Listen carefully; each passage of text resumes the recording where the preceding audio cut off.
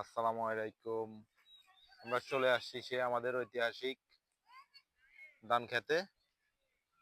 এই যে দেখেন, লগে আছে আমাদের এই যে রুমন আর টমি আছে আমাদের সাথে, আর আমি আছি। দেখেন, লগে বিশ্ব বাটপার তো আছে। এই যে বিশ্ব বাটপার। আমি কি করছি? আর আমাদের আমি কি করছি? টমি কি করতেছে দেখেন। হেসুল কেন উঠছে? আই টমির চুলকানি উঠছে। আর আমাদের এখানে আছে আমাদের সর্দেও মামা। দেখেন, মামা বাগিনার লই খাইছে। আর আমগো এনে আরো ছোট ভাই গলে বল খেলতেছে। ছোট ভাই গল খেলতেছে।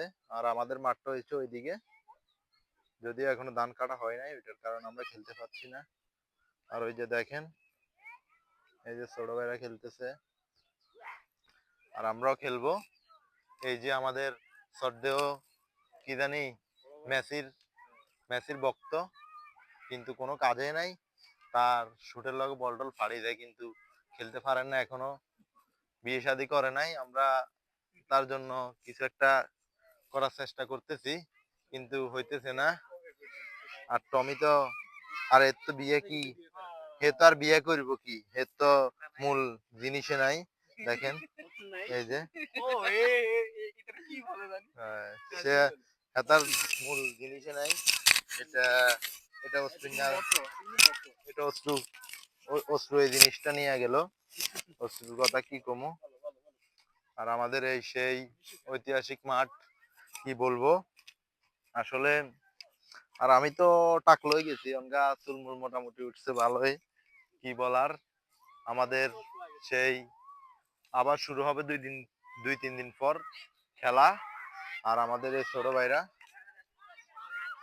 কাছের ছোট ভাই, এরা এলাকার ভবিষ্যৎ, আবার আগাম।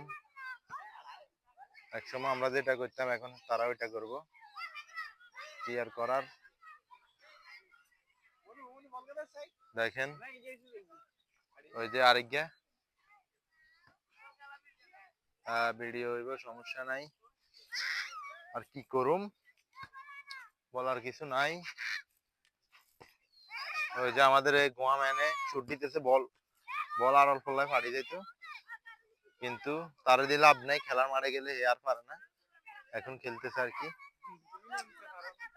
আর আমাদের এই আবার ভালো খেলে